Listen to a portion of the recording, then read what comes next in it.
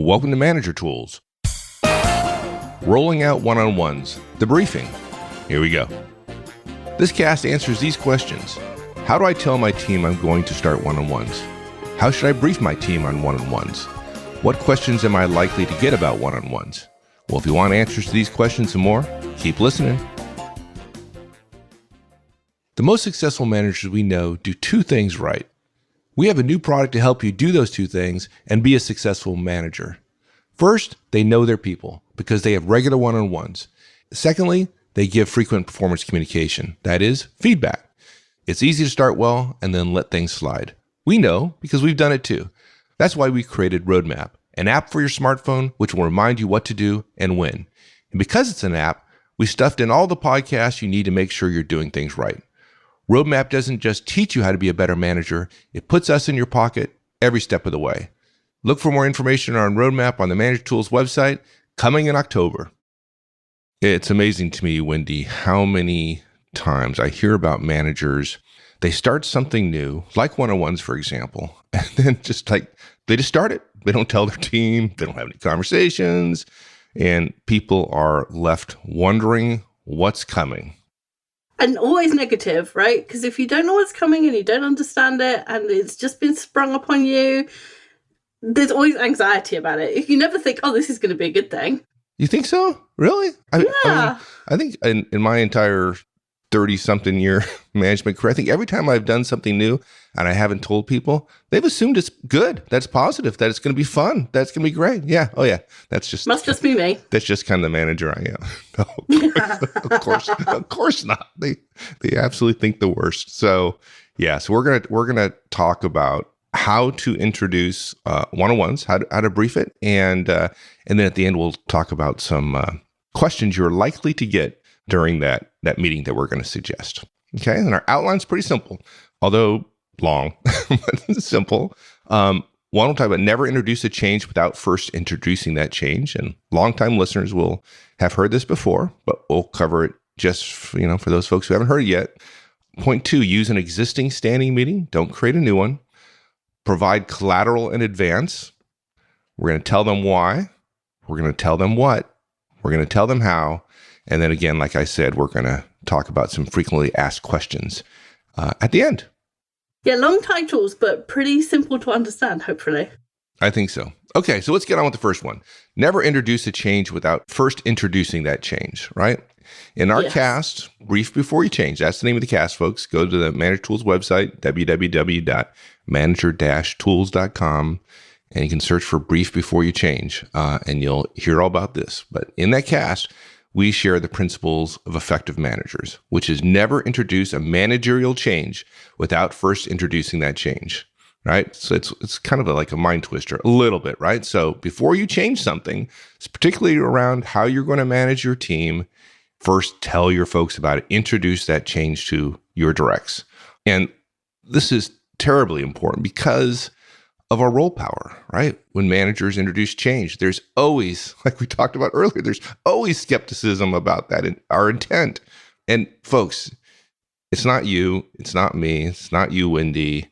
That's not the issue. It's the role power you have, right? Mark always talks about you control their addiction to food, shelter, and clothing, right? Which tends to get people a little excited, right? So your role power and the uncertainty of change from your direct's point of view. And it's amazing how much people are all the same, right? Because it doesn't matter who the manager is, their directs always have the same reaction, which is, what is this? And why are you doing it? And what's in it for me? That's right. If you apply the Manager Tools Middleman test, it's easy to see. Just put yourself in this position. What if your boss started managing you differently, right? She hadn't explained why. She hadn't shared whether it was with everyone. Maybe it's just you, right? Which always makes you feel special, right? Even seasoned managers would have questions about why their director was doing that. Maybe you wouldn't fear the change, right? Maybe, but you'd wonder, right? You'd wonder about what you're doing. Why is my boss treating me this way? That wondering would compete for your mental computing power. And if you're like me, it's very limited. So I'm just going to assume people are like me and try not to send them off thinking about things using cycles for something that's not important. And when people wonder and they're not sure, it reduces their openness to change, right? And it retards their learning. It makes the whole process slower. Right. And that's especially true of one-on-ones, right? Because one-on-ones is a fundamental shift away from role power, away from kind of organization power, and towards relationship power, towards having a relationship with someone and them wanting to do things for you or wanting to work with you. If you start that process with more uncertainty or more stress than you need to, it's just silly, right? Because the whole purpose of one-on-ones is to get to know people, is to have a relationship with them. And so if you're giving them stress, they're not open to that relationship. They're busy thinking, why, what is this? And they're putting a wall up, and you're just defeating the first 12 weeks or something of one-on-ones because they're going through those 12 weeks thinking, what is this? Rather than thinking, I know what this is, and I know what the object of it is, and I know what's going to happen. I know it's everybody else, so I can relax and start to build the relationship. Yeah, trying to build trust by allowing your directs to believe that you're withholding information or being intentionally obscure about what your motives are just makes it a lot harder. And folks, if you don't share the information, that is what they are going to believe. So we start with the principle that we never introduce a managerial change without first introducing that change. And the next question is, okay, so how do we do it? So first of all, you're going to have a meeting, okay? But don't go crazy. You don't have to create a separate meeting. Use an existing standing meeting. And in most cases, that would be your team meeting. I mean, folks, have you ever noticed that with really big corporate changes, there's some special meeting, right? The briefing is special. There are town halls that are mandatory. There are videos. There are a bunch of collateral materials. There are signs. There's regular reports. There's reminders about, hey, the meeting's coming up in 3 days. It's like there's a little, countdown clock on the corporate website. But when there are smaller changes, those changes are briefed as part of an agenda with the other items at a regular staff meeting. And you might be surprised a little bit, but we recommend the same commensurate levels of force for briefing one-on-ones. A small change, right? These will be likely the biggest change you ever make as a manager, but you're still just a manager. The special briefings are left for special corporate level initiatives. As well, if you do it as part of your regular staff meeting, and for folks, for now, I'm recommending you do that because you do, in fact, have regular weekly staff meetings with your folks, right? Of course you do. If you do it as part of that meeting, your team is going to be less suspicious, right? The role power resistance response to a standard meeting is fairly low. Mm-hmm. So now, like I said, if you don't normally do weekly staff meetings, then of course, call a special meeting because you don't normally have meetings. You have to, but keep it short and learn the lesson now. Like I said earlier, you need a weekly staff meeting. It's one of the only 2 standing meetings effective managers routinely have, right? And as you might suspect, we have a cast for that and appropriately entitled, How to Run a Staff Meeting. If you think about having a staff meeting and just having it as an agenda item in the staff meeting, it's kind of like, this is going to be part of our regular, normal working process. It really diminishes it from something special that we're all going to worry about to something that's just part of the way we work. That's right. I think the other similar thought goes through my head is that usually on these big announcements, like big corporate initiatives, like I'm thinking, folks, years ago, most of you probably think of this as something about history, but like total quality management, right? Mm-hmm. And you have these big meetings, and generally what's going through my head at the time was, yeah, this is not going to last. And generally speaking, I was right. So like you said, rolling out as part of your regular staff meeting suggests that it's going to be something that we just do as a matter of course. No big deal. We're going to explain it. We're going to do it. And I'm going to stop because I think you said it better than I'm trying to. Okay, so how do we do that? Well, first of all, folks, provide collateral in advance. Have your materials in advance of the change briefing, and you will send 2 messages to your folks. First one is, you're going to send the message that you're prepared, right? In order to know what materials to send, you have to have thought through what you're going to say, how you're going to say it, and then what materials will support that. And you want your team knowing that you've thought through the idea of one-on-ones. You don't want people to think that this is just something that you just dreamt out over the weekend, right? Yeah, I read this in a book, and now you're going to do it, whether you like it or not, right? This is not that. It's I've thought through this. I have thought about how it's going to affect us. I thought about how it works for our team, because otherwise I couldn't provide this collateral. That's right. It also shows that you believe that this new tool, one-on-ones, is worthy of your time, right? In the time in terms of preparation for it, and the time you spent briefing it, and is worthy of their time. So it also suggests that you intend to see the new effort through, despite potential flavor of the month stalling, which we've talked about just a few minutes ago. The other thing it says is that you're confident. Now, it says you're confident because if there's an unknown item on your meeting agenda, the immediate response is one of uncertainty and some fear, maybe not fear of you or fear of your power, but certainly fear of a new or different task or responsibilities, of course, which translates into unknown risk for your directs. If you're able to brief it, you will sound more confident because you will have prepared. And a manager who surprises her directs appears unconfident of her reasons and of the reception the idea will receive. And you don't want to start something as important as one-on-ones appearing unconfident or surprising your directs. So plenty of directs will refuse to ask questions in a session which is a surprise. They want to think through things through, and they want to ask intelligent questions.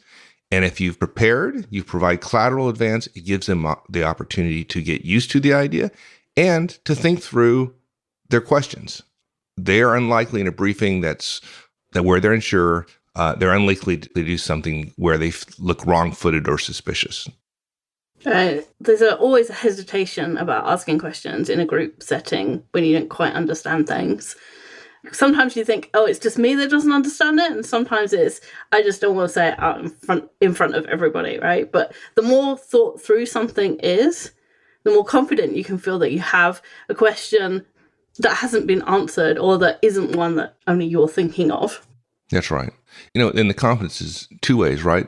You want your directs to have confidence in you as their manager and leader. And secondly, if you're prepared and you've provided the collateral in advance, and we have a one-on-one briefing deck. If you're a licensee, you can use just copy it and present that, and you'll be good to go. Don't have to reinvent the wheel here. But if you appear confident and they can see the process and the fact you've thought through it, they will have confidence that this thing has a chance of actually working, that we won't be 30 days from now or 60 days from now sitting around in a meeting making fun of our boss because another one of those flavor of the month things. And if they feel confident that it's going to last and you're serious about it, they'll engage, right? If they're not confident, the chances of success will go down pretty significantly. Yeah, and the next part, tell them why, is really important there as well. Because often these flavor of the month things have really high-minded whys, right? Total quality management, we're going to reform the way the business works and do everything right first time. When they introduced that, nobody believed it because everybody knows nothing happens right first time, right? Whereas if you introduce something with a really concrete why that's about the direct, then they're much more likely to believe that it's going to stay. Yeah, generally people don't get excited about the how. Of course, we have to tell them the how. But what they get excited about is the why, right? The more aspirational aspects of the effort. So give them a reason to get excited. Energy, enthusiasm, passion, whatever you call it, often makes a difference with new initiatives. Yeah, I'm not just doing this because corporate told me to. That's right. And there's going to be weeks where you stumble, where you schedule meetings and they don't happen, or you schedule meetings and your boss just says, nope, I need you and you can't talk to your director this week. And if you've talked about how one-on-ones work, they're going to be scheduled. They're going to be 30 minutes. They're going to be every week. It's just me and you, all of the things around one-on-ones. If you start there and then it doesn't happen one week, then the director is going to stop believing in the one-on-ones. Whereas if you start with the why, then it can still continue even if you don't have a one-on-one. So if you say, we're having these meetings because I want to build a trusting relationship with you, if you miss 1 week, you haven't broken that trust. You're just saying, hey, I just can't do this week.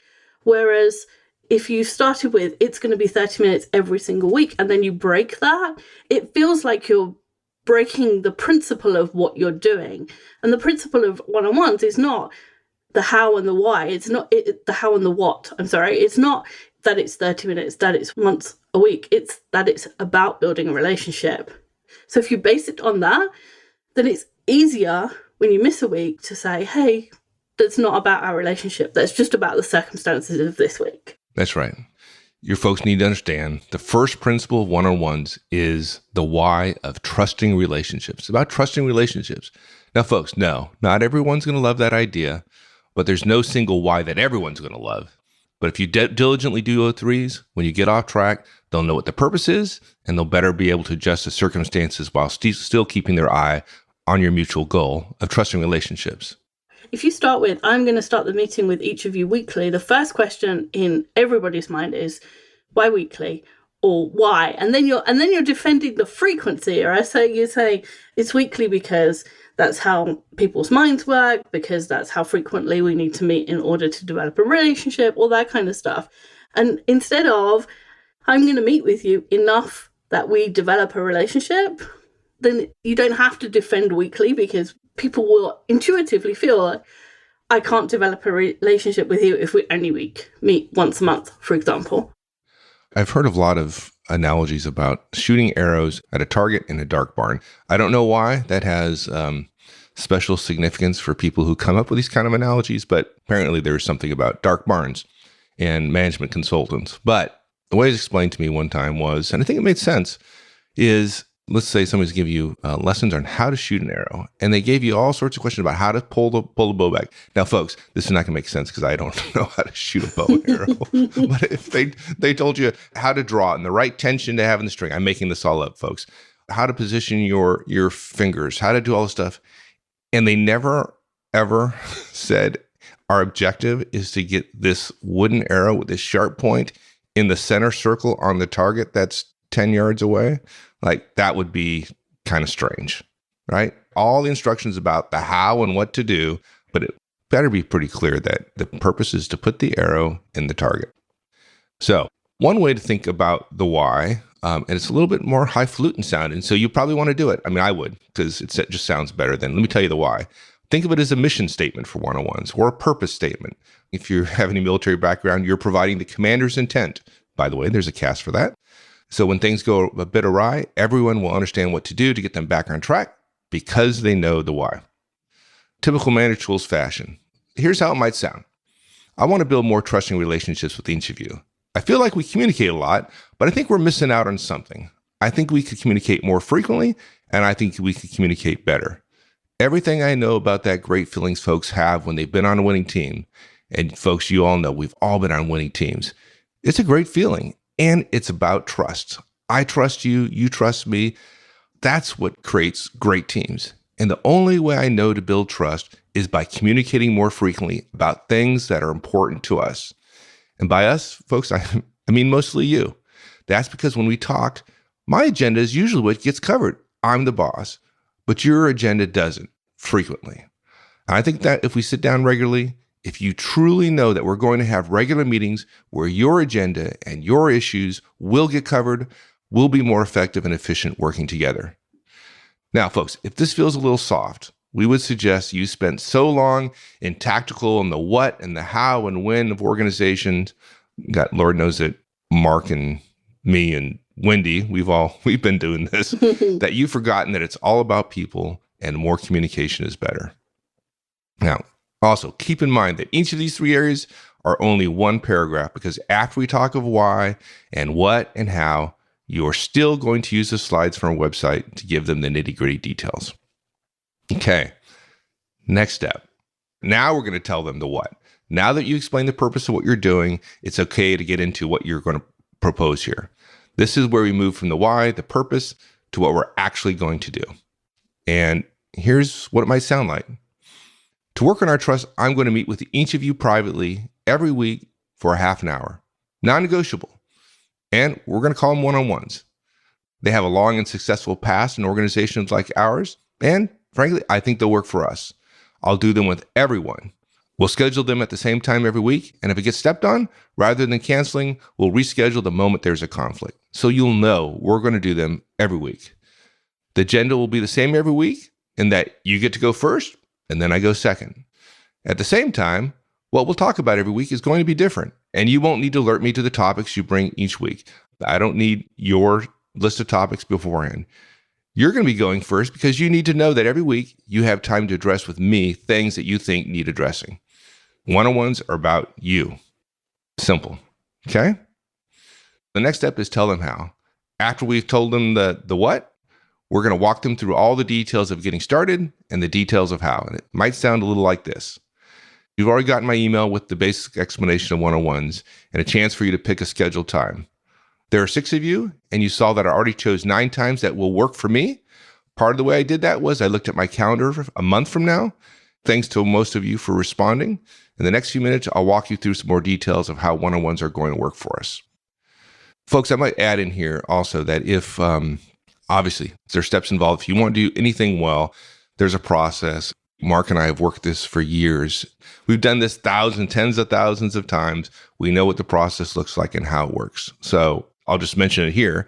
In October, we're recording this in September of 2017. In October of this year, we're rolling out Roadmap, which will be a addition to our mobile app for licensees that will walk you through every single step in rolling out one-on-ones. Also feedback, and then in the future, coaching and delegation as well. But if you want to know all the steps in excruciating detail and be able to track it, track what you're doing, when you're doing it, track performance, whether you're performing these things, Roadmap you'll find very, very exciting. So next step. I think most people can imagine that during the meeting, they're going to get some questions. What do you think? Amazingly, because people are all the same in some respects, the frequently asked questions are frequently asked. It's just like at our conferences.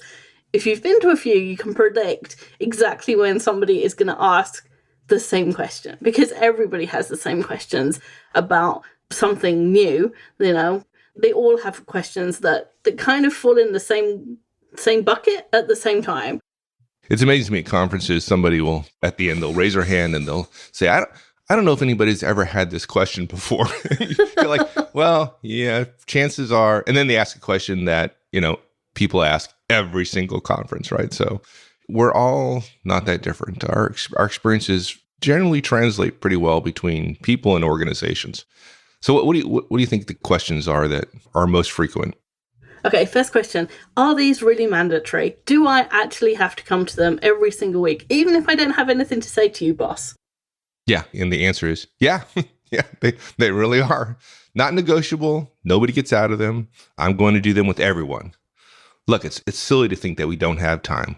You all work 50 hours a week, and a half an hour is only 1% of your time. We all waste more than 1% of our time. So the idea that there's not enough time is crazy. Here's one way to think about it. I would never dream of turning my boss down if she asked for 1% of my time to connect with me. And if I can't dream of doing it to my boss, then I feel it's probably a reasonable request, and I shouldn't have to wrestle with you to accept it. And folks, that's the Manager Tools Middleman test. Now, I suppose you could stonewall me and not communicate. I mean, you could come to the meeting and not say anything, and after 2 minutes, you don't have anything? Really? You sure? Okay. Then I'll have 30 minutes worth of stuff to talk to you about. I can't imagine in our relationship that we don't have 30 minutes worth of conversation in a particular week. So think about that. This is a business meeting about how we can develop more trust. What meeting do you attend where you refuse to communicate? I don't have any like that. I suspect you don't either. But what if I don't want to do them? I'm fine with our relationship. Sorry, but non-negotiable. They're also for me. They're for you, but they're for me as well. And I'm not fine with the relationship. It's okay, but I want to have a great organization. I want to have a great relationship with you. Not an okay relationship, not a fine relationship. I want to have a great relationship. And that's because trust and communication make a huge difference in performance. And that's what we're here about. So I respect the fact that you're fine with our relationship, but I want it to be better. So what are we going to talk about then? Well, I don't know completely, because during your portion, we're going to talk about whatever you want. You can talk about work, about development, your career, questions about our work, the company, strategy. You can share some ideas you might have. You can disagree with plans that we have. You can disagree with me. You can suggest changes and improvements. You can brief me on your status on your projects. You can talk about your hobbies, or you can talk about your family, whatever you want. And if you have something sensitive you want to share, then you're going to have that chance every single week. You're never going to have to wonder whether you have time to talk about something that's important to you. Now, during my portion, it's the same. I'm going to talk about whatever I want. Work I'm working on. I might ask you about some strategy stuff I'm thinking about. I might ask you about some ideas I've had. Might ask you about changes, improvements I'm considering. I might share with you the status of what I'm working on. I might have questions about your status, your issues, your work. I'll probably mention stuff about my family if I think it's helpful. Graduations, birthdays, etc. Yeah, the kind of usual kind of stuff people talk about. I can tell you, one-on-ones are a well-known, well-practiced tool in tens of thousands of organizations, and about 80% of the time, they end up being about work. I mean, that's normal if you think about it. Our relationship is based on work, so it's very likely that we'll talk about work a lot. On the other hand, we can talk about anything we want to talk about for 30 minutes. I'm willing to do that for 30 minutes with each of my directs every single week, because the depth of relationship is, do you get to talk to me about things that matter to you? And if this week, the thing that matters to you is a struggle that your spouse is going through or that your kids are going through, if that's the thing that's on your mind this week, I want to know about it, because there might be a chance that I can do something to help you. Do you think we can really have these each week? Like, I've got some stuff to say to you this week, but, I'll have run out by next week. It gets busy here too, and I don't know that I've always got 30 minutes to talk to you. Well, you're right. It gets pretty busy here. But you have my word. I'm going to work really hard to not have them canceled. And if my boss steps on your one-on-one with me, you and I will immediately reschedule. As soon as I get notification from my boss that, hey, I can't be at this meeting, I'll give you a call and we'll schedule for later on. And Frank, half an hour, it's not that hard to rearrange. If we're both committed to it, we'll make this happen. You just said stuff about home and personal and kids and stuff. I'm a private person. I don't really want to talk about that stuff with you. That's fine. No, you don't. Like I said, you get to talk about what's important to you. And if you don't want to discuss your family with me, you don't ever have to. Never, if you don't want to. Like I said, most of we're going to talk about work. And I'm not going to pry into your personal life. Now, if I think something at home is affecting your work performance, then I'm going to ask. It's happened to me before. But it's up to you how much you share. I can tell you, I've had some tough times. I've bailed people out of jail. I've dealt with 6 kids in my life. I'll probably be sympathetic. I've been through some of this. But again, it's always your call. I wish we could take you into everybody's one-on-one meeting with them to answer their questions. I bet all the managers are listening going, I wonder how much I have to pay Mike to come and answer the questions, because he does them so well. You're too kind. You're too kind. Well, folks, I hope it comes across, and I'm afraid it probably doesn't. One-on-ones have been one of the most significant managerial changes I've ever made. And it is amazing the results that come from that. And the things folks have shared with me, I don't want to take a whole lot of time, but I'll tell you, I had a direct, absolutely wonderful direct, whose performance had dipped a little bit. And this was before starting one-on-ones. I didn't do one-on-ones, right? And then I started one-on-ones. And within, I don't know, it's less than 30 days, maybe 2 or 3 weeks in the one-on-one, this person finally shared with me that the reason that their performance had fallen off over the last 6 months is that they were going through a divorce. And I'll tell you, Wendy, I thought I was really tight with this direct. I mean, I really did. I thought we're tight and we shared everything. And turned out, not only was the person going through a divorce, this thing had been going on for over a year. And it was one of the nastiest divorces I had ever seen. It was crazy, the stuff this person was going through. And this person I was tight with had been going through this nasty divorce for a year, and I didn't know about it. Now, folks, that doesn't say much about me. It really doesn't. But I do care. I'm more about work. I'm more about getting things done.